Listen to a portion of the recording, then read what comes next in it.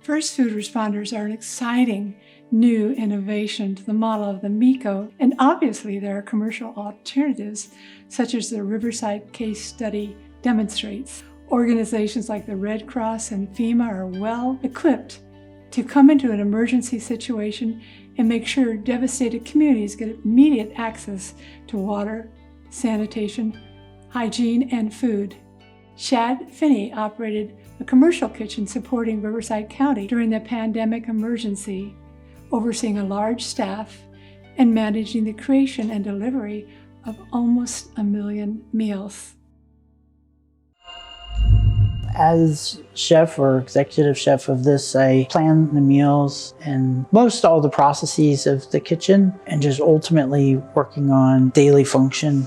During emergency COVID, everything was kind of forming as we went because it was emergency. We went in with a game plan and then had to morph a little as we went. So in the early rounds of this, we had a staff of about 12 kitchen personnel. We're doing about 3,000 meals a day, 12,000 plus meals a week. I think since then we've done over 750,000 meals. So when doing your inspection for getting your kitchen certified, a lot of things happen. Clean is the name of the game, sanitation and safety. So if doing an inspection, they will look in your refrigerators, they will look in your stoves, they will look in your cabinets, the surface of cabinets and all this sort of thing. A clean stove, that's a happy face from the health department.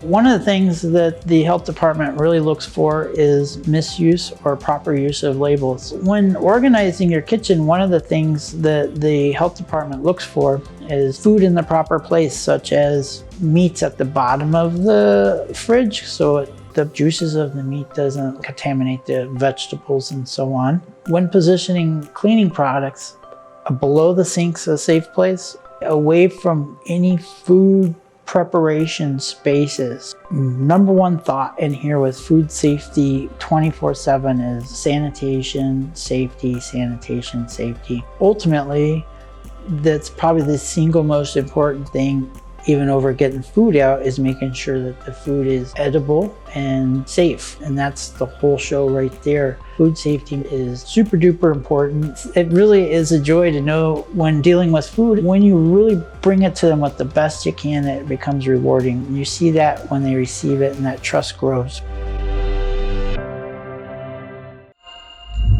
One of the requirements for any MEHKO or any food facility for that matter is food manager certification. So in that food manager certification, it's all about food safety, high risk processes that are involved. So the more they learn, the more they can pass down to their employees, the more they can incorporate into how they're doing what they're doing, the safer their customer is going to be. So that is required of every facility. And then also the food worker certification for all the employees that work there. So not only do you have the food manager overseeing everything, but you have individuals with the food worker certification knowledge. So they're on the right path for making safe food as well.